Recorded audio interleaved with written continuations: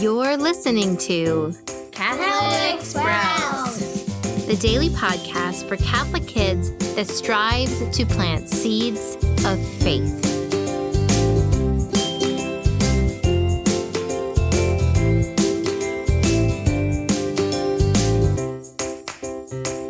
Hey there, Sprouts. Today is Friday, December 13th, 2019. It is also the feast day of Saint Lucy. Now, this week on the Catholic Sprouts podcast, we have been talking about the prophet Elijah and the important message that he had for the Israelite nation during the age of the kings. Now, we have talked about all sorts of things that prophet Elijah did. He brought news to a terrible king who worshipped a false god that God had punishment for them. Then 3 years of drought came to the country, but God took care of Elijah by allowing crows to bring him bread and allowing a widow to miraculously never run out of food. And then Elijah went back to the king and proved amazingly that God alone is God when God sent fire from heaven to consume the sacrifice, and the false god Baal's priests were proven to be wrong. Yesterday, we talked about the end of the story when Elijah left, walked for 40 days, hid in a cave, and finally found the message of God in a gentle breeze. And from there, he went and named his successor, the prophet Elisha. Now, there are many amazing things that Elisha did, and we can talk about those another time. But for today, we're going to talk about the major message that we should take away from Elijah. Because remember, Elijah, of course, had a message for the people that lived during he was alive, but because it was written in the Bible, and the Bible is God's divine word, there is still a message for us today. And the major message of the prophet Elijah is this: there is no God besides the one true God. There is only one God, and God demands our entire heart, our entire mind. He demands everything from us. Now, this isn't like a selfish thing for him to demand.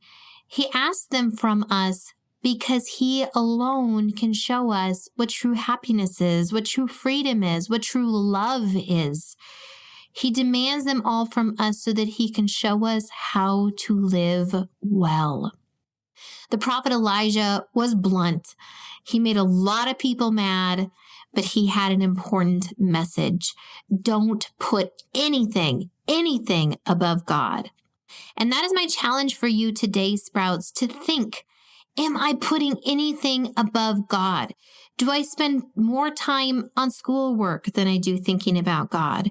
Do I spend more time with Legos than I do thinking about God? Do I spend more time complaining than I do thinking about God? That's an important thing to think about. Is there anything that I give more to than I give to God? And today, just to make this an even stronger point, we are going to talk about the great saint we are celebrating. Today is the feast day of Saint Lucy. Now, Saint Lucy lived a long time ago. She was an early Christian, and she was a martyr, meaning that she was killed for her faith. Saint Lucy, unfortunately, was martyred by having her eyes removed.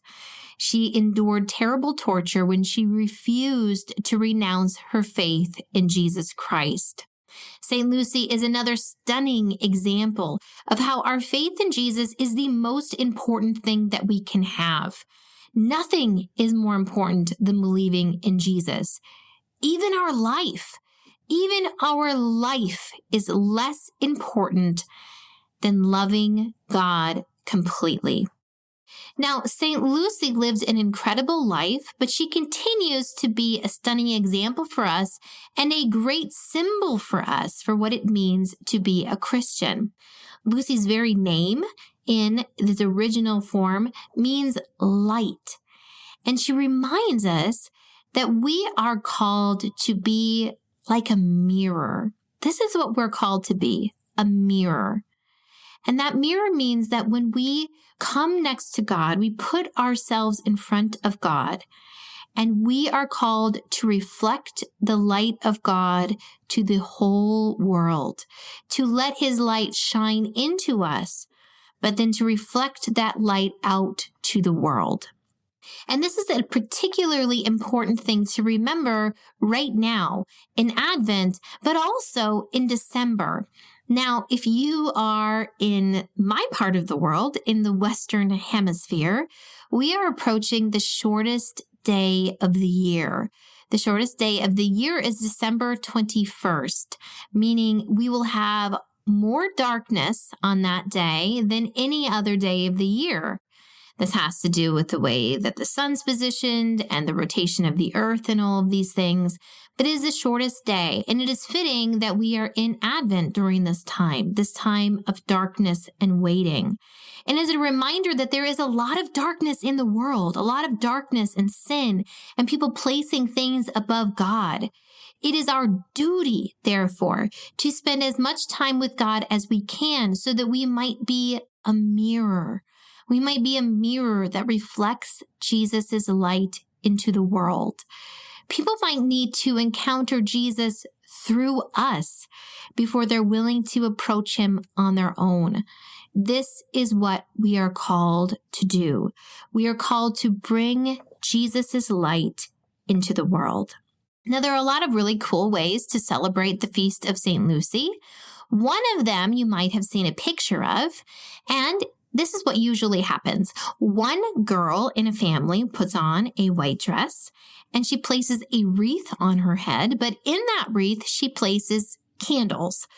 Lit candles if you're very brave and old enough, but it doesn't have to be lit candles. But the tradition is that this girl dresses up and she comes into the room where the rest of the family is, and the family is sitting in darkness. But she comes in with these candles lit above her head. And one by one, the family takes their own candles and lights them from the candles in the wreath on this girl's head. Now you can imagine a completely dark room. A girl walks in, a little bit of light comes in, but as the fire passes from one candle to a next, suddenly the entire room is lit up. You can see everyone clearly. Now this is what we are called to do as Christians. We spend time with Jesus. We bring his light to others, and that light spreads and spreads until everything is lit up. And so, Sprouts, my challenge for you today is to really think about this light of God. Spend time with him and bring his light to others. Pray through the intercession of St. Lucy that you might do this, that you might be a mirror to bring the light of God to others. That's it for Catholic Sprouts today. We'll be back tomorrow, but until then, continue to grow in your faith and truly sprout into the beautiful creation that God created you to be.